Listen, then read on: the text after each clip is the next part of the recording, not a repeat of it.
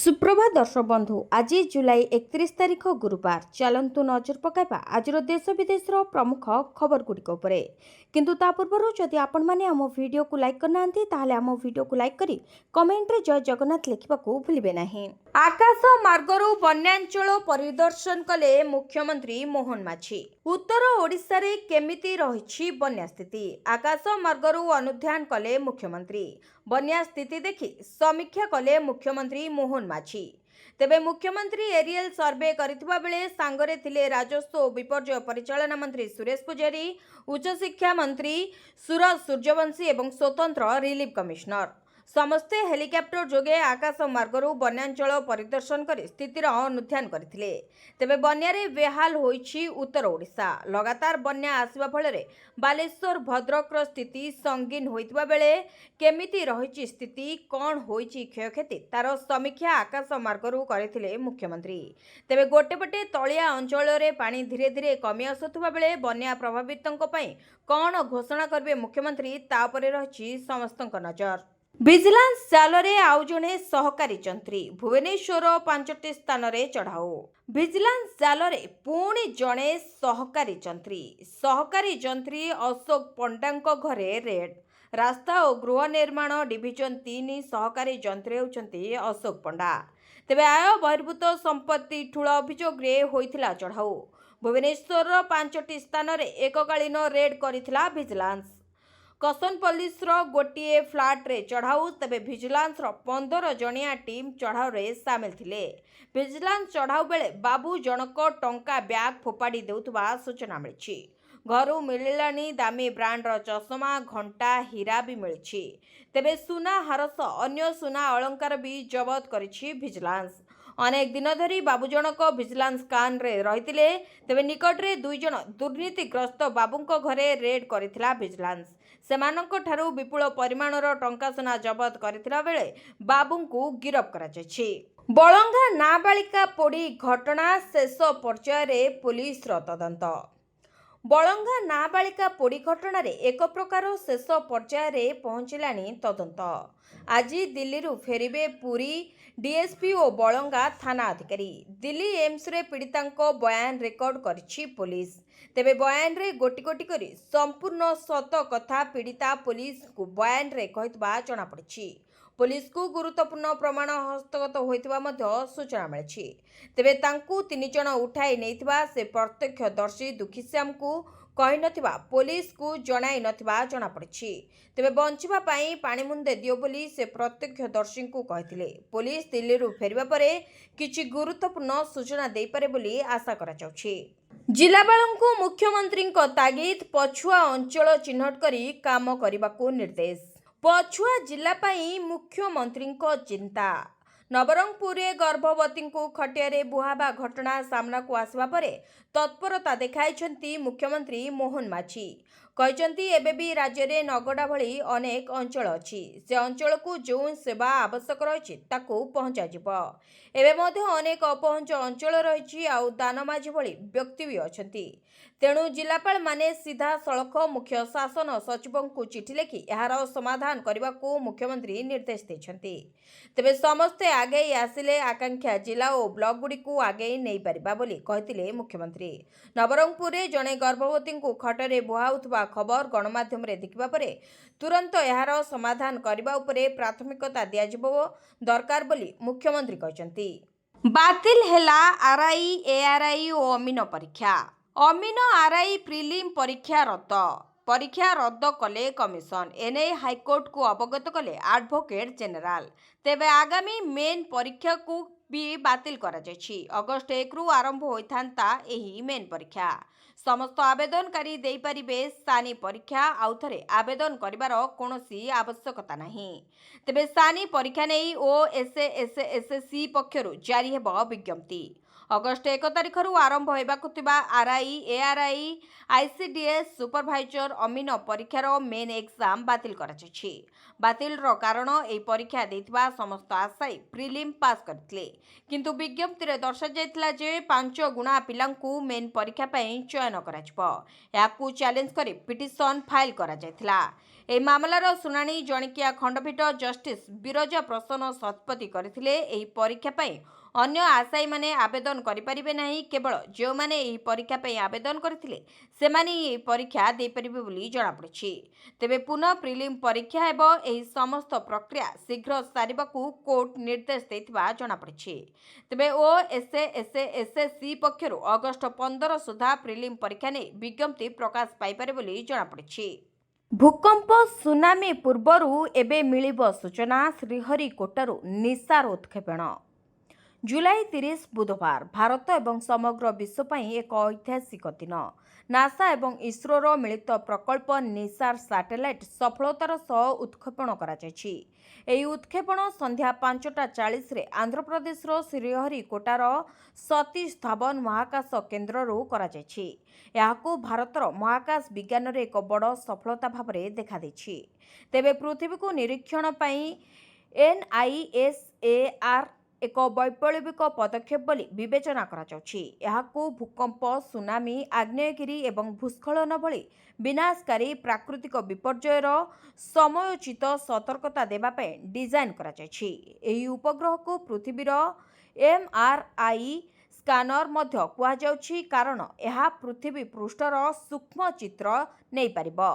ଏହା ମାତ୍ର 1 ସେଣ୍ଟିମିଟର ସ୍ତରରୁ ମଧ୍ୟ ପୃଥିବୀର ପରିବର୍ତ୍ତନଗୁଡ଼ିକୁ ଧରିପାରିବ ବୋଲି ଜଣାପଡ଼ିଛି। ଚାଷୀଙ୍କ ପାଇଁ ଆସିଲା ଖୁସି ଖବର। ଅଗଷ୍ଟ 2ରେ ଆକାଉଣ୍ଟକୁ ଆସିବ 2000 ଟଙ୍କା। PM କିଷାନର 20ତମ କିସ୍ତିକୁ ଅପେକ୍ଷା କରିଥିବା ଚାଷୀମାନଙ୍କ ପାଇଁ ଆସିଲା ଖୁସି ଖବର। ଆଉ ମାତ୍ର 2 ଦିନର ଅପେକ୍ଷା। ଖାତାକୁ ଆସିବ PM କିଷାନର 20ତମ କିସ୍ତି। ଏନେଇ ଘୋଷଣା କଲେ ସରକାର। ତେବେ ବାରାଣାସୀରୁ ଚାଷୀଙ୍କ ଆକାଉଣ୍ଟକୁ ଟଙ୍କା ପଠାଇବେ ପ୍ରଧାନମନ୍ତ୍ରୀ ନରେନ୍ଦ୍ର ମୋଦି। 9,70,00,000 ଚାଷୀଙ୍କ ଆକାଉଣ୍ଟକୁ ଯିବ 20,500 କୋଟି ଟଙ୍କା। ତେବେ ସମସ୍ତ ଚାଷୀଙ୍କ ମନରେ ପ୍ରଶ୍ନ ଉଠୁଛି, ପରବର୍ତ୍ତୀ କିସ୍ତି କେବେ ଆସିବ?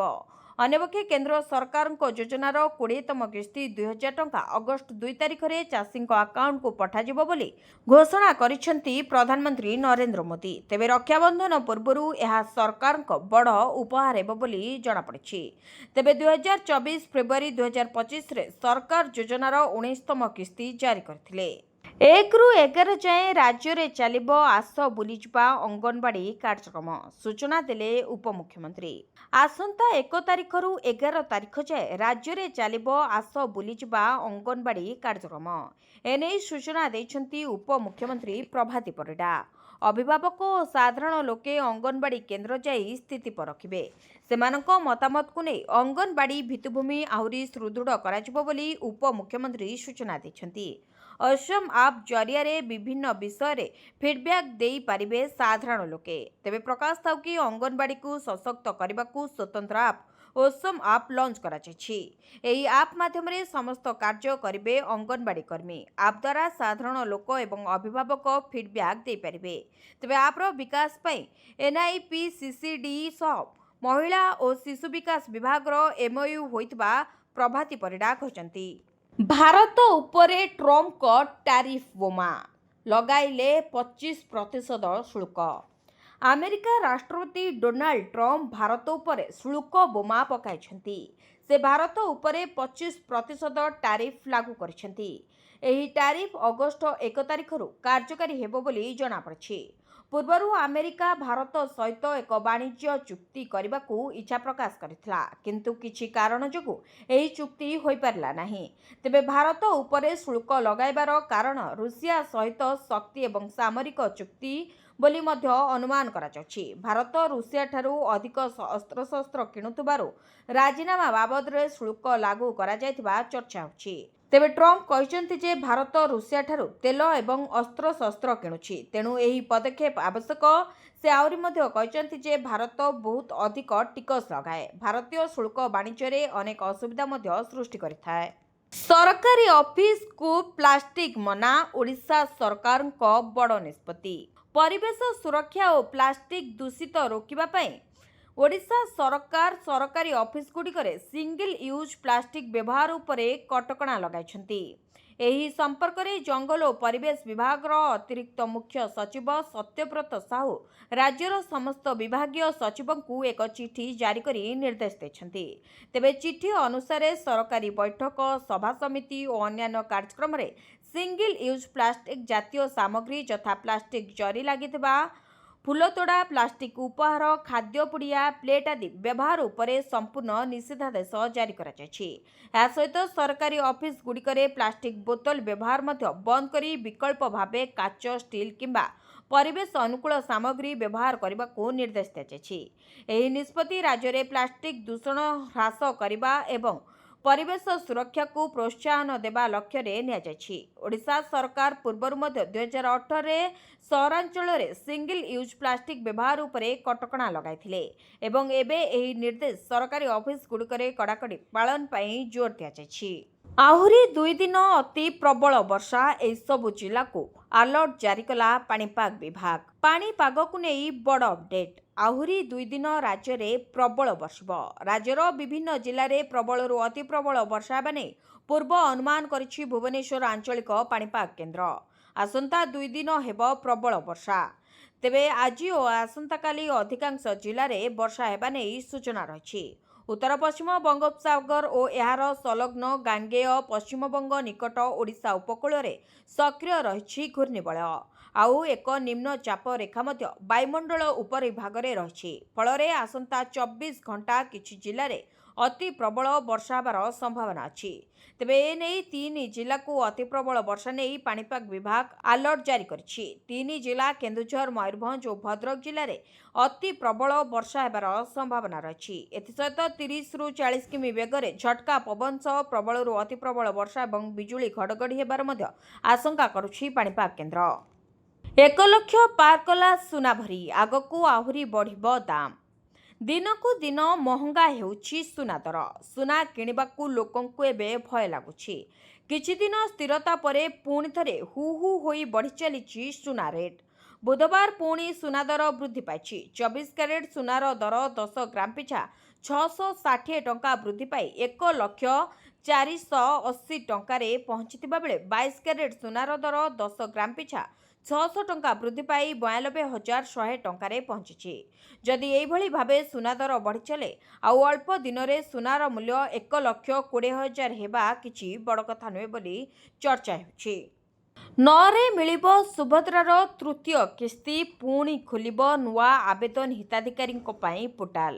ଅଗଷ୍ଟ 9 ତାରିଖରେ ଆସିବ ସୁଭଦ୍ରା ଟଙ୍କା। ତୃତୀୟ କିସ୍ତି ମିଳିବା ନେଇ ଉପମୁଖ୍ୟମନ୍ତ୍ରୀ ପ୍ରଭାତୀ ପରିଡ଼ାଙ୍କ ସୂଚନା। ତେବେ ଅଗଷ୍ଟ 9 ତାରିଖରେ ତୃତୀୟ କିସ୍ତି ଆସିବା ପରେ ପୁଣି ଖୋଲିବ ସୁଭଦ୍ରା ପୋର୍ଟାଲ। ବାଦ୍ ପଡ଼ିଥିବା 2 ଲକ୍ଷ ମହିଳାଙ୍କୁ ଯୋଡ଼ିବାକୁ ହେବ ସର୍ଭେ। ତେବେ 93 ହିତାଧିକାରୀଙ୍କୁ 60 ବର୍ଷ ହେଲାଣି। ସେମାନଙ୍କୁ 60 ବର୍ଷ ପୁରୁଥିବାରୁ ଭତ୍ତା ପାଇଁ ନାଁ ପଠାଯାଇଥିବା ଉପମୁଖ୍ୟମନ୍ତ୍ରୀ ସୂଚନା ଦେଇଛନ୍ତି। ସେପରି 21 ବର୍ଷ ହୋଇଥିବା ଯୁବତୀ ମଧ୍ୟ ଏବେ ନୂଆ ଆବେଦନ କରିପାରିବେ। ରାଜ୍ୟର କୋଟିଏରୁ ଅଧିକ ମହିଳାଙ୍କ ଖାତାକୁ ଆସିବ ସୁଭଦ୍ରାର ତୃତୀୟ କିସ୍ତି ଟଙ୍କା। ଏନେଇ ତାରିଖ ଘୋଷଣା କରିଛନ୍ତି ଉପମୁଖ୍ୟମନ୍ତ୍ରୀ। ପୂର୍ବରୁ 2ଟି ପର୍ଯ୍ୟାୟରେ 10,000 ଟଙ୍କା ମିଳିସାରିଛି। ଆଉ କିଛି ଦିନ ପରେ ସୁଭଦ୍ରାର ତୃତୀୟ କିସ୍ତି ଟଙ୍କା ହିତାଧିକାରୀଙ୍କ ଖାତାକୁ ଆସିବ। ତେବେ ସରକାରଙ୍କ ଘୋଷଣା ଅନୁସାରେ ରାକ୍ଷୀ ପୂର୍ଣ୍ଣିମା ଅର୍ଥାତ୍ ଅଗଷ୍ଟ 9 ତାରିଖରେ ତୃତୀୟ କିସ୍ତି ଟଙ୍କା ମିଳିବ ବୋଲି ଜଣାପଡ଼ିଛି। 15,000 ଟଙ୍କା ମହିଳାଙ୍କ ଖାତାକୁ ଆସିବ। ତେବେ ଦ୍ୱିତୀୟ କିସ୍ତି ଟଙ୍କା ମାର୍ଚ୍ଚ 8 ତାରିଖରେ ମହିଳାଙ୍କ ଖାତାକୁ ଆସିଥିବା ବେଳେ ଏହାପରେ ଆସନ୍ତା ରାକ୍ଷୀ ପୂର୍ଣ୍ଣିମାରେ ତୃତୀୟ କିସ୍ତି ଟଙ୍କା ପ୍ରଦାନ କରାଯିବ ବୋଲି ଉପମୁଖ୍ୟମନ୍ତ୍ରୀ ପ୍ରଭାତୀ ପରିଡ଼ା ସୂଚନା ଦେଇଥିଲେ। ତେବେ ସୁଭଦ୍ରା ଯୋଜନାରୁ ଯେପରି କୌଣସି ଯୋଗ୍ୟ ହିତାଧିକାରୀ ବଞ୍ଚିତ ନ ହୁଅନ୍ତି, ସେଥିପାଇଁ ଘର ଘର ବୁଲି ହିତାଧିକାରୀଙ୍କୁ ଚିହ୍ନଟ କରାଯିବ ବୋଲି ଉପମୁଖ୍ୟମନ୍ତ୍ରୀ ପ୍ରଭାତୀ ପରିଡ଼ା କହିଛନ୍ତି। ରାଜ୍ୟରେ ସର୍ବୋତ୍ତମ ମନ୍ଦିର ପରିଚାଳନା ନେଇ ଆସିବ ମାର୍ଗଦର୍ଶିକା, କହିଲେ ମନ୍ତ୍ରୀ। ରାଜ୍ୟରେ ଥିବା ପୁରାତନ ମନ୍ଦିରଗୁଡ଼ିକର ଶୃଙ୍ଖଳିତ ରୀତିନୀତି ଓ ପରିଚାଳନା ନେଇ ସର୍ବୋତ୍ତମ ନୀତି ଆସିବ। ଏଥିସହିତ ମନ୍ଦିରର ଉନ୍ନତୀକରଣ ଓ ସଂରକ୍ଷଣକୁ ମଧ୍ୟ ଗୁରୁତ୍ୱ ଦିଆଯିବ। ଏଥିଲାଗି ଅନ୍ୟ ରାଜ୍ୟ ଯଥା ଉତ୍ତରପ୍ରଦେଶ, ଉତ୍ତରାଖଣ୍ଡ, ଆନ୍ଧ୍ରପ୍ରଦେଶ ଏବଂ ତାମିଲନାଡୁ ଭଳି ପ୍ରମୁଖ ରାଜ୍ୟଗୁଡ଼ିକରେ ମନ୍ଦିର ପରିଚାଳନାକୁ ଅନୁଧ୍ୟାନ କରାଯାଇ ओडिशा लागि सर्वोत्तम नीति प्रणयन कराजिबो बोली आईन पूर्त और अबकारी विभाग मंत्री पृथ्वीराज हरिचंदन मतव्यक्त करछन्ति। तेबे आईन विभाग सम्मेलनी कक्ष रे अनुष्ठित बैठक रे मंत्री श्री हरिचंदन अध्यक्षता करी कहितले जे देवोत्तर विभाग अधिकारी माने विभिन्न अंचल गस्त करी राज्य रे थिबा पुरातन मंदिर स्थिति संपर्क रे तथ्य हासिल करबाको पड़िबो, जाहाको आधार करी मंदिर श्रृंखलित रीतिनीति सह खराब व्यवस्था रे थिबा मंदिर गुड़िकर मरामती और संरक्षण संभव होई परिबो। पीओ बाबूंको खोलाखोली धमक कहिले घरु उठाई नेबी। खोलाखोली धमक देले सरकारी बाबू चलाइले गुंडाराज। सोशल मीडिया रे वीडियो भाइराल। घरु उठाई नेबी मोते चिन्हि ना हो एभଳି कही जणे पीओ समस्तଙ୍କ सामनारे पंचायत कार्यालय परिसर रे स्थानीय बासिंदांको खोलाखोली देउछन्ति धमक, जहार वीडियो बे सोशल मीडिया रे बेस भाइराल हेबार लागिछि। सरकारी बाबू जण कहले कप्तिपदा ब्लॉक मांकड़पड़ा पंचायतर पीओ प्रशांत पट्टनायक, जे कि गत मास सरकारक तरफरु आरंभ होइथिबा विकास वाहन कार्यक्रम रे नोडाल ऑफिसर दायित्व रे थिले। विकास वाहन रथ उद्घाटन दिन मांकड़पड़ा पंचायत कार्यालय परिसर रे एही घटना घटिथिला। अचानक नोडाल ऑफिसर दायित्व रे थिबा पीओ प्रशांत पट्टनायक जणे व्यक्ति को असम्मान करथिले। यह सहित खोलाखोली धमक देथिबा वीडियो वर्तमान भाइराल हेबार लागिछि। एभଳି कुतर्कर कौनसी उत्तर नहीं। एसआईआर विवाद को नहीं बर्षिले धर्मेंद्र प्रधान।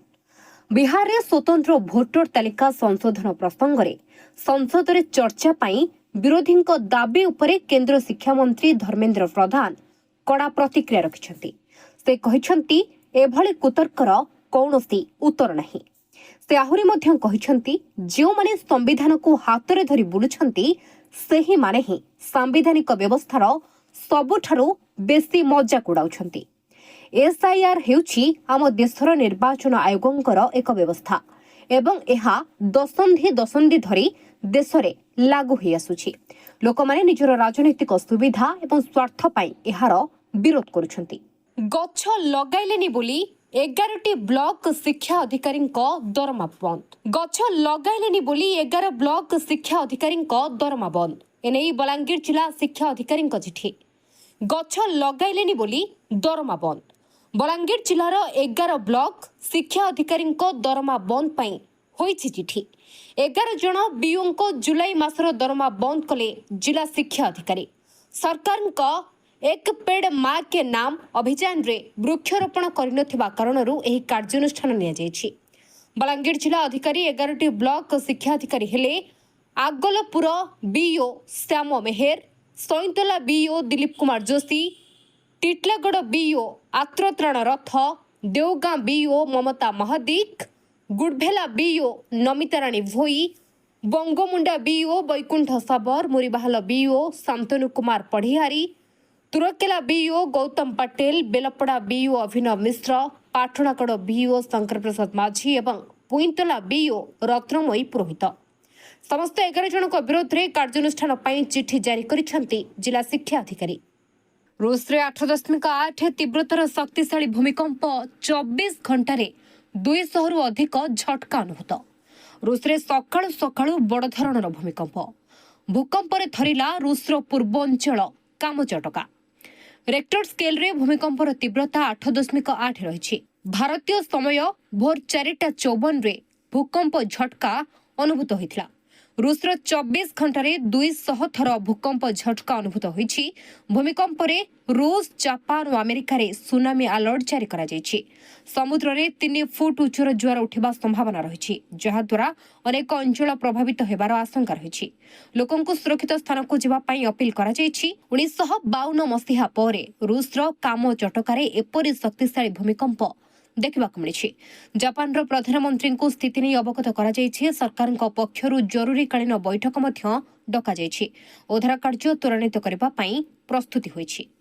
ओटीटी प्रश्नपत्र लीक मामला बंधा हेले 6 जन अभियुक्त।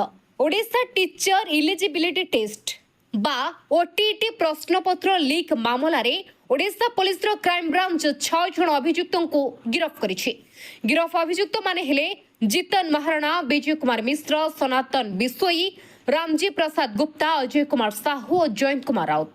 अभियुक्तों गिरफ नहीं क्राइमब्रांच डीजी सांबादिक सम्मेलन में देले सूचना से कहते डाटा एंट्री ऑपरेटर जरिए प्रश्नपत्र लीक होइछि। Board data entry operator Jitan Maharana एथिरे संपृक्ति रही अकाउंट को 2,40,000 जीवार प्रमाण मिली। यह प्रश्नपत्र लीक बालेश्वर कोरापुट पर्यंत व्यापी।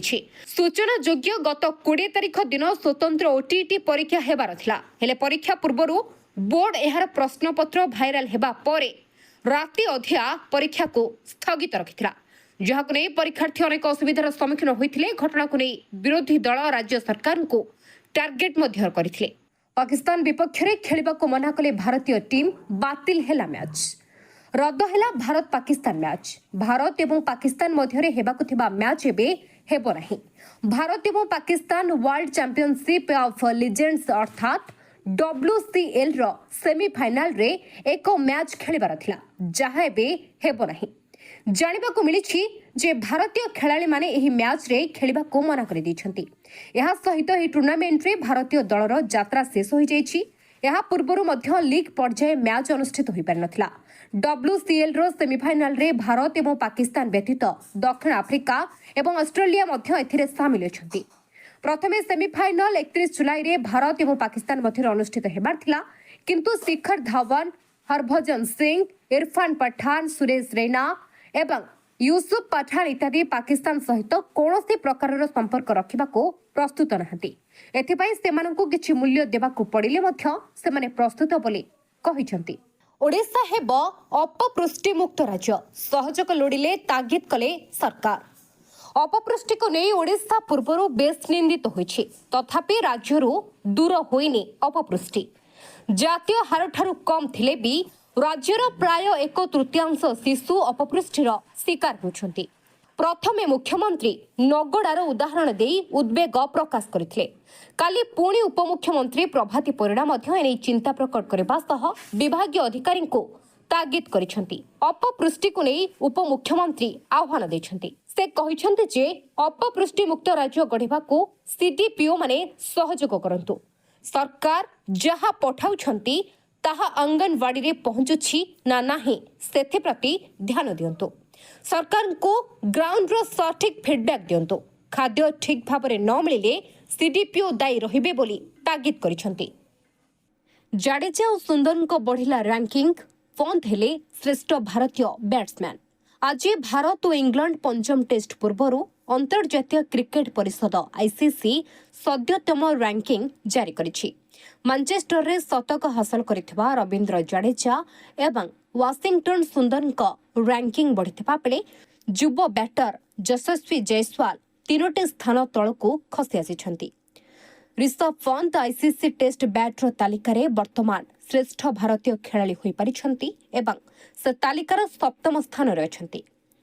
अधिनायक शुभमन गिल 9म स्थान रे निज स्थिति बजाय रखिछन्ति। पूर्वरु 5म स्थान रे थिबा यशस्वी जायसवाल एबे टेस्ट बैटर रैंकिंग रे 8म स्थान को खसी आसिछन्ति।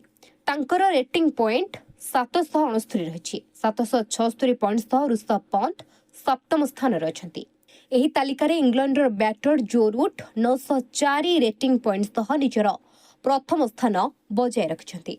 आईसीसी रैंकिंग रे रविंद्र जडेजा वाशिंगटन सुंदर को फायदा मिली। जडेजा आईसीसी पुरुष बोली रैंकिंग रे गोटे स्थान ऊपर को उठिछन्ति। से पूर्वरु 15तम स्थान रे थिबा बेले वर्तमान 682 रेटिंग पॉइंट सह 14तम स्थान रे पहुंचिछन्ति। एही तालिकार 898 पॉइंट सह जसप्रीत बुमराह प्रथम स्थान रे रहिछन्ति।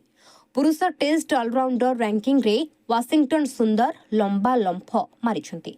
से 8टी स्थान ऊपर को उठी मैट हेनरी सह मिलित भावे 13तम स्थान रे अछन्ति। झीओंकु मिलिबो 5 लाख टंका। सुकन्या समृद्धि योजना रे आज ही करंतु निवेश। केंद्र सरकार पक्षरु अनेक प्रकार सेविंग्स योजना कार्यकारी होछि, जहाँकि साधारण लोकंक पय बेस लाभदायी साब्यस्त होछि।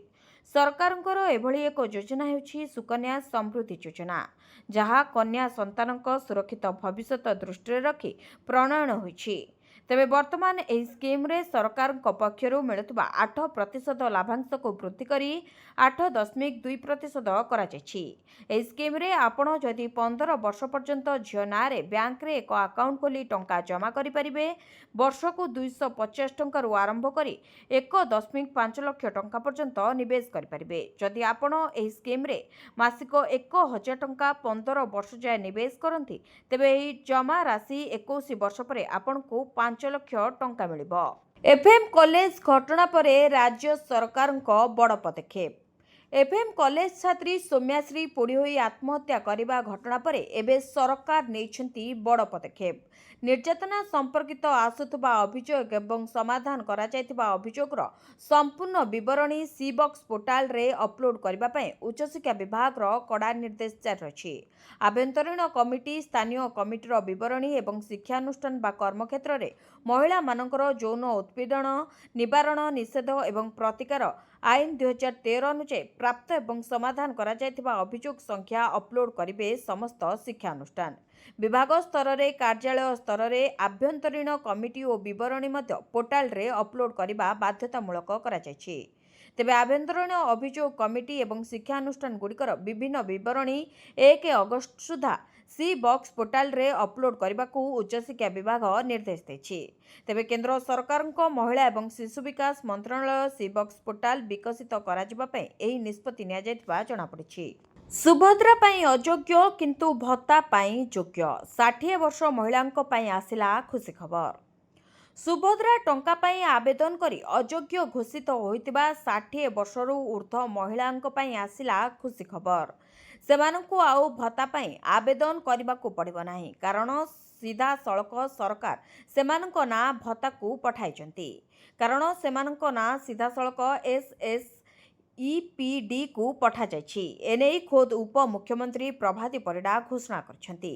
ତେବେ ଆସନ୍ତା ଅଗଷ୍ଟ 9 ତାରିଖରେ ଏହି ସୁଭଦ୍ରା ଟଙ୍କା ଆସିବ। ଏହାପରେ ପୁଣି ଥରେ ଖୋଲିବ ସୁଭଦ୍ରା ପୋର୍ଟାଲ। ଏଥର 2 ଲକ୍ଷ ହିତାଧିକାରୀଙ୍କୁ ରିଜେକ୍ଟ କରାଯାଇଥିବା ବେଳେ ପ୍ରଥମ କିସ୍ତି ନେଲା ପରେ କିଏ ଆଇଟି ରିଟର୍ଣ୍ଣ କରିଛି ତ କିଏ ଗାଡ଼ି କିଣିଛି। ସେପରି କାହାର 5 ଏକର ଜମି ଥିବା କାରଣରୁ ସେମାନଙ୍କୁ ବାଦ୍ ଦିଆଯାଇଛି। ଅଗଷ୍ଟ 9 ପରେ ପୋର୍ଟାଲ ଖୋଲିବା ପରେ ପୁଣି ଥରେ ସର୍ଭେ ହେବ। 2 ଲକ୍ଷ ବାଦ୍ ପଡ଼ିଥିବା ହିତାଧିକାରୀଙ୍କୁ ଯୋଡ଼ିବା ପାଇଁ ଆଉଥରେ ସର୍ଭେ ହେବ ବୋଲି ଜଣାପଡ଼ିଛି। ସେପରି 21 ବର୍ଷ ହୋଇଥିଲେ ଯୁବତୀ ମହିଳା ନୂଆ କରି ଆବେଦନ କରିପାରିବେ ସୁଭଦ୍ରା। ଚାଉଳ ଗହମ ସହ ଏଣିକି ମିଳିବ 1000 ଟଙ୍କା। ରାସନ କାର୍ଡଧାରୀଙ୍କ ପାଇଁ ଖୁସି ଖବର। ରାସନ କାର୍ଡଧାରୀଙ୍କ ପାଇଁ ଆସିଲା ଖୁସି ଖବର। ସରକାର ଏଣିକି ଚାଉଳ ଗହମ ସହ ମାସକୁ ଦେବେ 1000 ଟଙ୍କା। ତେବେ ଏହି ଟଙ୍କା ପାଇବା ପାଇଁ କିଛି ନିର୍ଦ୍ଦିଷ୍ଟ ନିୟମାବଳୀ ମଧ୍ୟ ରହିଛି। ଯଦି ଆପଣ ଏହି ନିୟମାବଳୀ ମାନୁଛନ୍ତି ତାହେଲେ ଆପଣଙ୍କୁ ମିଳିବ 1000 ଟଙ୍କା। ତେବେ ରାସନ କାର୍ଡ ପାଇଁ ପ୍ରଥମ ନିୟମାବଳୀ ରହୁଛି, ଆପଣ ଜଣେ ରାସନ କାର୍ଡଧାରୀ ହୋଇଥିବା ଆବଶ୍ୟକ। ଏଥିସହିତ ଆପଣ ଇକେୱାଇସି ଅପଡେଟ୍ କରିଥିବା ଉଚିତ ଏବଂ ଆପଣଙ୍କର ବାର୍ଷିକ ଆୟ 2 ଲକ୍ଷ ଟଙ୍କାରୁ କମ୍ ହୋଇଥିବା ଆବଶ୍ୟକ। ଯଦି ଏହିସବୁ ବିବରଣୀ ଆପଣଙ୍କର ସଠିକ୍ ଅଛି ତାହେଲେ ଆପଣ 1000 ଟଙ୍କା ପାଇପାରିବେ। ମିଳିତ ଜାତିସଂଘରେ ଖୋଲିଲା ପାକିସ୍ତାନର ପୋଲ। ପହଲଗାମ ଆକ୍ରମଣ ପଛରେ ଆତଙ୍କୀ ସଂଗଠନ ଲସ୍କର-ଏ-ତୋୟବା। ସଂଯୁକ୍ତ ରାଷ୍ଟ୍ର ସୁରକ୍ଷା ପରିଷଦ ୟୁଏନ୍ଏସ୍ସି ଟିମ୍ ଜଣାଇଛି, ଜମ୍ମୁ କାଶ୍ମୀରର ପହଲଗାମ ଆତଙ୍କବାଦୀ ଆକ୍ରମଣ ପାକିସ୍ତାନ ଅଧୀନସ୍ଥ ଲସ୍କର-ଏ-ତୋୟବାର ସମର୍ଥନରେ ହୋଇଛି। ଦ ରେଜିଷ୍ଟାନ୍ସ ଫ୍ରଣ୍ଟ ବା ଟିଆର୍ଏଫ୍ ଏହି ଆକ୍ରମଣର ଦାୟିତ୍ୱ 2 ଥର ନେଇଥିଲା ଓ ଘଟଣାସ୍ଥଳର ଫଟୋ ମଧ୍ୟ ପ୍ରକାଶ କରିଥିଲା। ୟୁଏନ୍ଏସ୍ସିର 36ତମ ରିପୋର୍ଟରେ କୁହାଯାଇଛି, ଏହି ଆକ୍ରମଣରେ ଲସ୍କର-ଏ-ତୋୟବା ସମର୍ଥନ ଥିଲା, ଯାହା ପାକିସ୍ତାନର ଦାବିକୁ ଖଣ୍ଡନ କରୁଛି। ଭାରତୀୟ ସୁରକ୍ଷା ବାହିନୀ ଓ ଜାତୀୟ ତଦନ୍ତ ଏଜେନ୍ସି ତଦନ୍ତରୁ ଜଣାପଡ଼ିଛି ଯେ ଏହି ଆକ୍ରମଣ ପାକିସ୍ତାନର ଆଇଏସ୍ଆଇ ଓ ଲସ୍କରର ସମର୍ଥନରେ ହୋଇଥିଲା। ପାକିସ୍ତାନ ଏହି ଅଭିଯୋଗକୁ ଅସ୍ୱୀକାର କରିଥିଲେ ସୁଦ୍ଧା ୟୁଏନ୍ଏସ୍ସିର ରିପୋର୍ଟ ପାକିସ୍ତାନର ମିଛକୁ ଧରା ପକାଇଛି। କେବେ ଲାଗୁ ହେବ 8ମ ବେତନ କମିଶନ? କେତେ ବଢ଼ିବ ଦରମା? ଚାଲନ୍ତୁ ଜାଣିବା ସମ୍ପୂର୍ଣ୍ଣ ତଥ୍ୟ। केन्द्र सरकारी कर्मचारी माने अष्टम वेतन कमिशन लागू हेबाकू उत्कंठार सह अपेक्षा करिसेंती। एही नुआ वेतन आयोग लागू हेले कर्मचारी दरमा रे बड़ धरणर वृद्धि हेबार संभावना रही। तेबे अष्टम वेतन आयोग 2026 मसीहा शेष भागरे किंबा 2027 आरंभ रे लागू हेबार संभावना रही। साधारणतः प्रति 10 वर्ष रे नुआ वेतन आयोग गठन करा जायथाय एवं यार सुपारिश लागू हेबाकू प्राय 1.5 वर्ष समय लागिथाय। तेबे सप्तम वेतन आयोगर कार्यकाल 31 डिसेम्बर 2025 रे शेष होछि। तेणु नुआ आयोग 1 जनवरी 2026 रु लागू हेबार आशा करा जाउछि। सरकार वर्तमान यार टर्म्स ऑफ रेफरेंस चूड़ांत करने प्रक्रिया रे अछंती एवं एपर्यंत आयोगर अध्यक्ष और सदस्यों नियुक्ति होई नाही। तेबे केंद्र अर्थ राष्ट्रमंत्री पंकज चौधरी संसद रे कहचंती जे एने विभिन्न पक्षों सह आलोचना जारी रही।